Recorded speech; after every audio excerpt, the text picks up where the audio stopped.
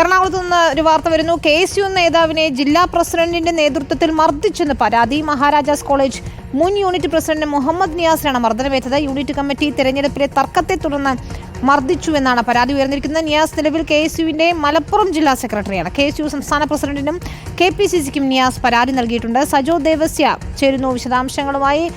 സജോ, എന്താണ് നേതാക്കൾ ഈ തമ്മിൽ തല്ലിലേക്ക് വഴിവെച്ചിരിക്കുന്നത്? എന്താണ് ഈ തർക്കത്തിന് ആധാരം?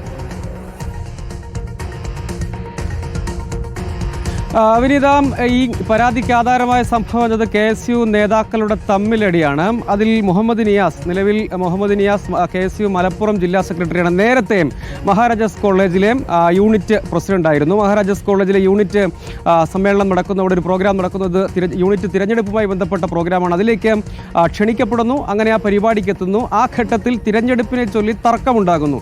തർക്കത്തിനിടെ ജില്ലാ പ്രസിഡന്റ് കൃഷ്ണലാലിന്റെ നേതൃത്വത്തിൽ ഒരു സംഘം ആളുകൾ അവിടെ നിന്ന് പിടിച്ചു മാറ്റിക്കൊണ്ടുപോവുകയും പിന്നീട് മർദ്ദിക്കുകയും ചെയ്തു എന്നതാണ് ഈ പരാതിയിലടക്കം ആരോപണമായുള്ളത്. ഈ യൂണിറ്റ് കമ്മിറ്റിക്കും സമാനമായ വിഷയത്തിൽ വിവിധ ഗ്രൂപ്പുകളുണ്ട്, അവർക്കും പരാതിയുണ്ട്. അവരും സമാനമായി പരാതി നൽകിയിട്ടുണ്ട്. KSUവിന്റെ സംസ്ഥാന അധ്യക്ഷനും KPCCക്കും നിലവിൽ പരാതി പോയിട്ടുണ്ട്. അതിൽ തന്നെ ഈ ഒരു ആരോപണമായി നേതാക്കൾ തന്നെ പറയുന്ന, അതായത് നിയാസിനെ പിന്തുണയ്ക്കുന്നവർ അടക്കമുള്ളവർ പറയുന്നത്, ഈ മർദ്ദനത്തിന് നേതൃത്വം നൽകിയ ആളുകൾ ആ ഘട്ടത്തിൽ മദ്യപിച്ചിരുന്നതായി കരുതുന്നു എന്നാണ്. മദ്യത്തിന്റെ മണമുണ്ടായിരുന്നു മർദ്ദിക്കുമ്പോൾ എന്നതൊക്കെയാണ് പറയുന്നത്.